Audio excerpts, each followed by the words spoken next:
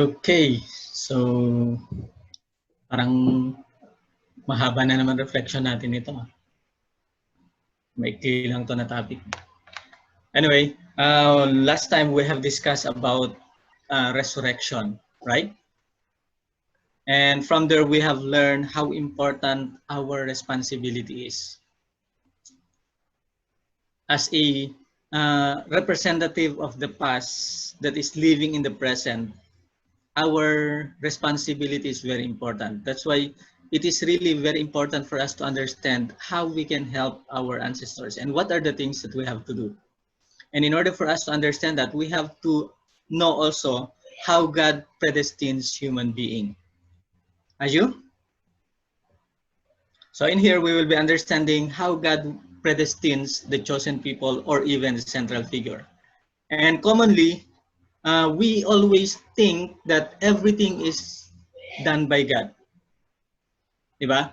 Before joining to the movement or before becoming part of the unification movement or unification family, ang mindset natin before is lahat ginagawa na ni God. Tama ba?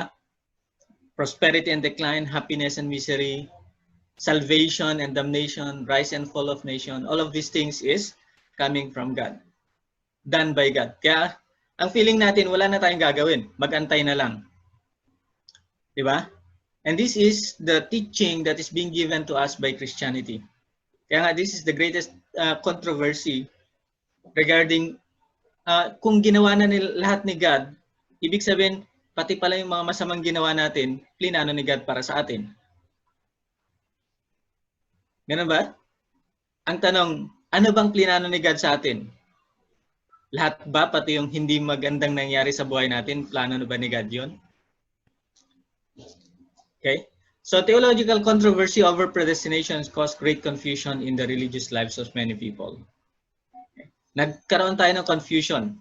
Bakit pa ako mag-exert ng effort? Lahat naman na ginawa na gagawin na ni God para sa akin. Okay? Because we find many passages in the Bible that are often interpreted to mean that everything in an individual's life comes to pass exactly as predestined by God. So may mga biblical verses na nakasulat doon na lahat is si God na gumagawa ng lahat, wala ka nang gagawin. Kaya nga, di ba, even in our Christian tradition, once you receive Jesus Christ as your personal Lord and Savior, just wait for the kingdom of heaven. Aju? Yun yung naging set up ng tradition and even yung mindset na education na binigay sa atin. Okay. Yet we can find sufficient evidence in the Bible to refute the doctrine of absolute predestination.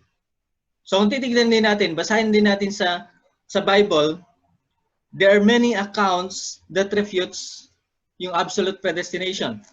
Okay? Although merong mga account na nagsabi na lahat is gagawin ni God para sa atin, but also on the other hand, okay, both in the Old Testament and New Testament, it talks about human portion of responsibility. Tama ba? So this is what we'll be solving in this this is what we'll be solving in this discussion of predestination. So let's see how God predestines or how can God's will be accomplished. Okay? Paano ba ma-realize yung plano ni God? So God could not accomplish His purpose of creation due to human fall. Accordingly, God's will is still to accomplish the purpose of creation. In this sense, God's will is that restoration be accomplished. Okay? Kung titignan natin, after na nagkasala sina Adam and Eve, God tried to let Adam and Eve take responsibility. But at the end, sinong nasisi? Sinong naging may kasalanan? Di ba? From Adam, pinasa niya kay Eve. From Eve, pinasa niya kay Lucifer. And then from Lucifer, sinong sinisi ni Lucifer? It is God. Kaya nga sabi niya, I will take the light. Okay? So naging responsible na lang siya after. Kasi wala nang ibang mag-take responsibility. So anong ibig sabihin nun? Okay? Sabi niya, mangyayari at mangyayari din yon. Okay? Magkaroon din ng one person who can establish or who can fulfill the three great blessing. Kaya nga, after the failure of Adam and Eve, after nila hindi naging responsible, after God tried to let them become responsible, ang nangyari is, nag-grace na lang si God, nag-cleanse na lang si God ng lahat ng mga descendants nila Adam and Eve until there will be somebody who will become a better person who can stand in front of God. Na at least it is the best person who can restore His will. Kaya kung titignan natin, God is the absolute being, unique, eternal, and changing. And therefore, His will must also be absolute, unique, eternal, and unchanging. No matter what, His will be done. The purpose of creation that is being given to Adam and Eve 6,000 years ago, it will be accomplished. Okay? Kaya nga, by one man, many became sinner, but with one man, many will become, ano yun? Will become the sons and daughters of God. So, ibig sabihin yung plano ni God, God's predestination of His will is absolute. Hindi magbabago yung plano ni God. Ang unang binigay niya kina Adam and Eve is for them to fulfill the three great blessing. And after the human fall, yun pa rin ang plano ni God na ma-accomplish. One day, okay, the three great blessing will be accomplished. Kahit na gaano katagal, there will be somebody among the children of Abraham or among the children of Adam who will become successful in fulfilling the three great blessing. Pero kung titingnan natin, paano ba ma-fulfill ang will ni God?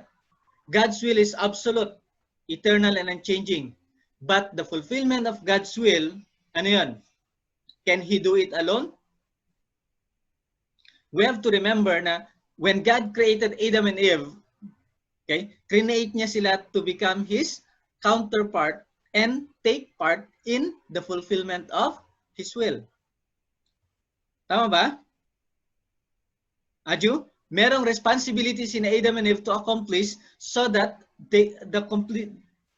God's plan will be absolutely fulfilled here on earth and expanded in the spiritual world. So although God's will of the providence of restoration is absolute and beyond human influence, its fulfillment necessarily requires the accomplishment of human portion of responsibility. Sabi pa nga natin, di ba, in chapter 1, hindi tayo create ni God na robot. Binigyan niya tayo ng capacity to become His co-creator and develop everything that He created. So God predestines the process of its fulfillment conditionally, contingent upon the 5% responsibility of the central figure, which must be completed in addition to the 95% responsibility of God.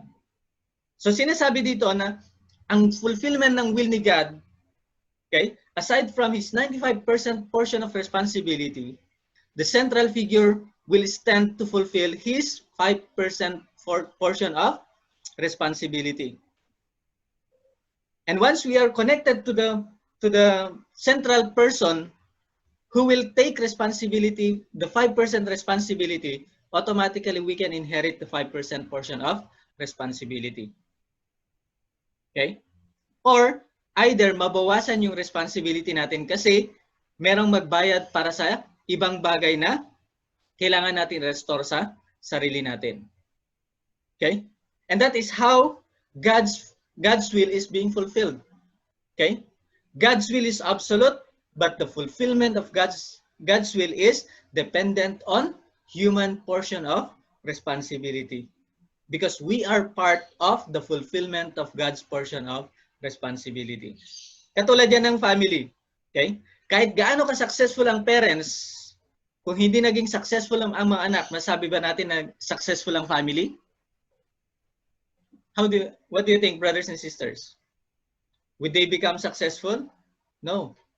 Kasi every member of the family, meron silang portion of responsibility to accomplish, to become successful as well, so that they can contribute towards the success of the parents. And likewise with the fulfillment of God's will. Lalong-lalo na, yung inheritance ng characteristics ni God that is the responsibility of the central figure. And after that, after na ma-accomplish ng central figure, ituturo niya sa lahat ng mga tao so that all human beings will be connected back to God. And that is the process of restoration. Aju? Yeah, we can conclude that predestination of the fulfillment of God's will is conditional. Nakadepende sa fulfillment of human portion of responsibility. Okay? Kaya nga, ang responsibility ni God, ipadala ang central figure. Anong responsibility natin? Di ba? Napakasimple. To believe, to learn, and practice the words that is being given to us by the central figure or the Messiah. Aju? Yan. So let's see. How is human being, how does God predestine human being? Okay? If the fulfillment of God's will is conditional, okay, centering on human beings' accomplishment of the portion of responsibility, likewise, human beings' predestination is also conditional. Why? If a person does not complete his responsibility, he cannot become the person God has purposed him to be. Hence, predestination of human being is conditional. Even though we say na we believe, if we will not practice it, does it make sense? Diba sabi ni Jesus nga, faith without work is dead. Even though if you believe, if you will not do it, okay, magkakaroon kayo ng meaning. Katulad yan ng ano ng I am a loving person. Pero lahat ng tao sa paligid mo, kaaway mo. Can you say ba na you are a loving person? Huh? How do you think? What do you think, brothers and sisters? It's not, right? Because with your faith, there must be a counterpart na portion of responsibility. Dapat meron kang ginagawa. Meron kang gagawin na magpapatunay na meron kang paniniwala. So God's providence of salvation begins from one point and gradually expand to cover the whole. Therefore, in the providence of salvation, God's first predestined one person to be the central figure and then calls him to a mission. So this is God's portion of responsibility, to predestine, to find one person.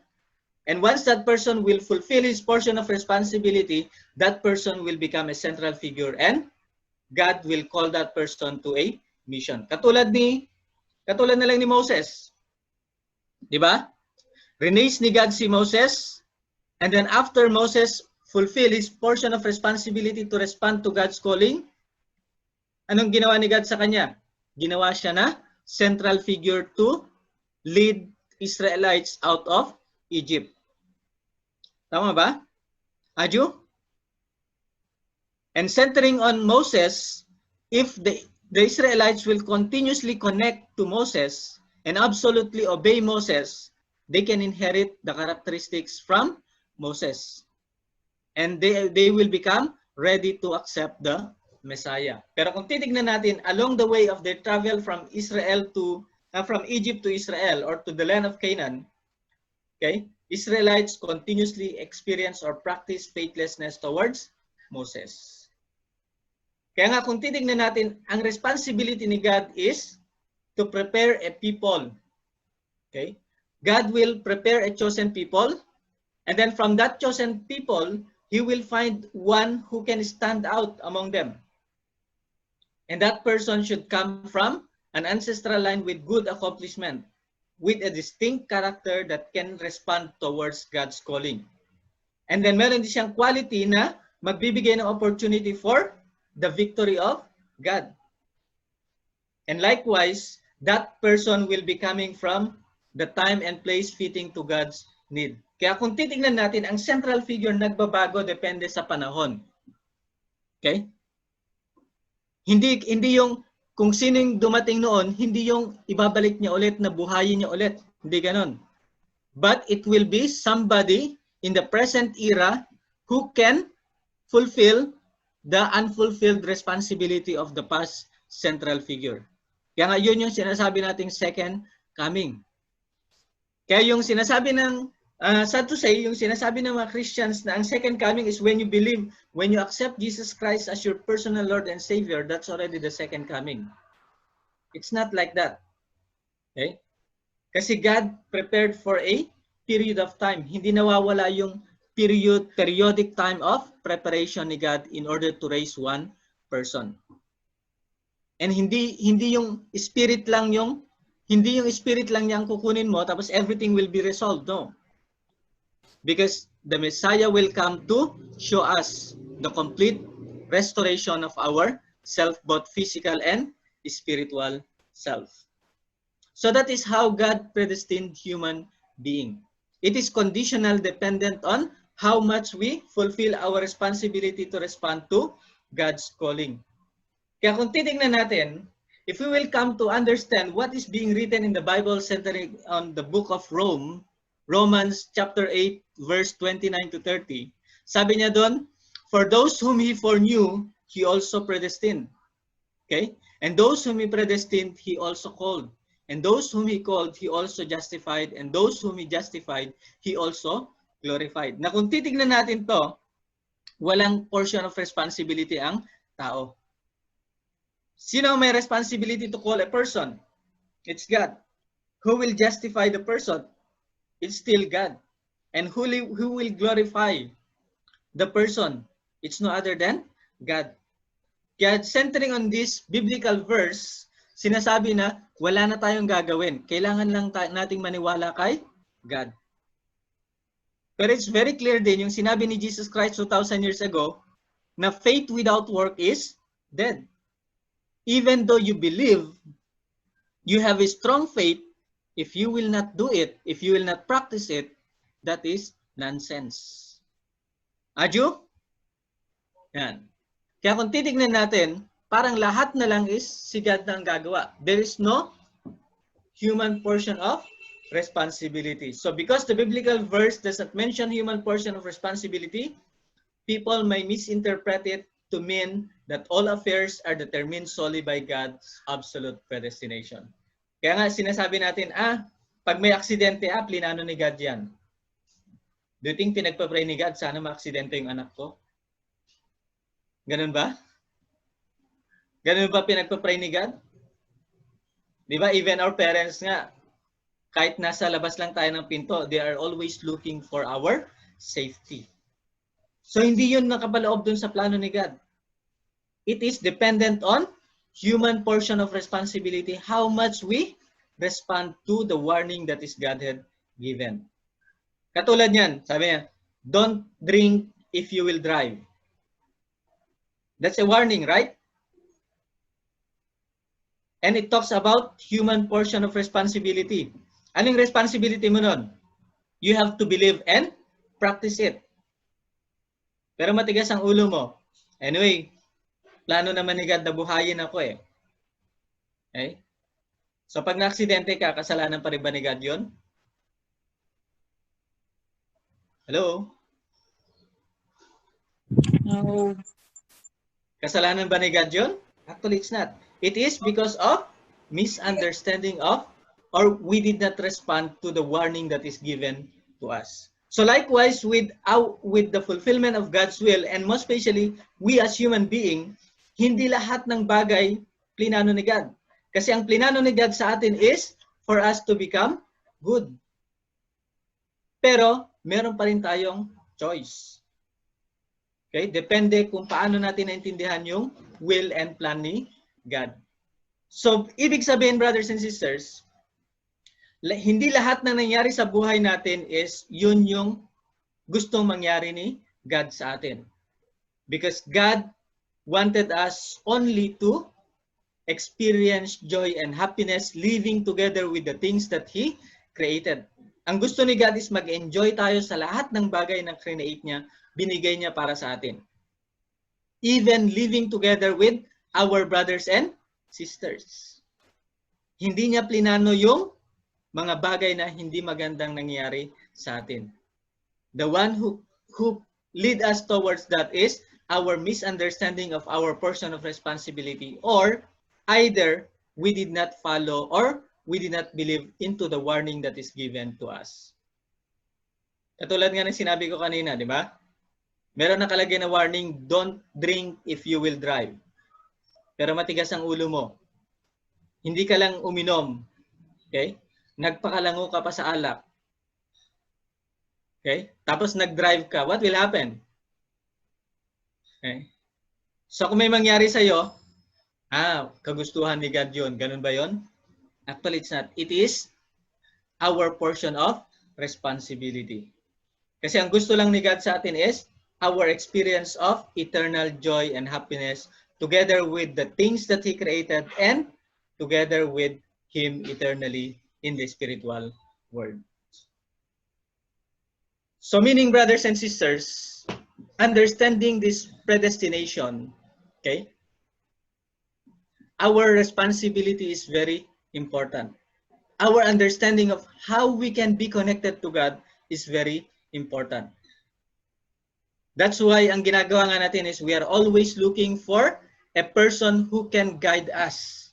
And that is no other than the central figure. A person who have a closer connection to God, na yun yung kinakailangan natin para magkaroon tayo ng clearer understanding of our position towards God and how we can fulfill our portion of responsibility. Okay? Kaya 2,000 years ago, people waited for the Messiah. People waited for the coming of the Savior. But when the Savior came, the problem is, hindi sila niwala kay Jesus Christ. Bagkus, crucify si Jesus Christ. So kasalanan ba ni God na or kagustuhan ba ni God na i-crucify si Jesus Christ 2,000 years ago? Or it is because of misunderstanding of people in God's words. Okay? Na even yung pinaka-hope ng tao, okay, hindi siya nakapagbigay ng complete hope because of human irresponsibility. Katulad din nila Adam and Eve. Okay? Ang plano ni God is for them to become the co-creator of God. But suddenly, they followed the lies of Satan.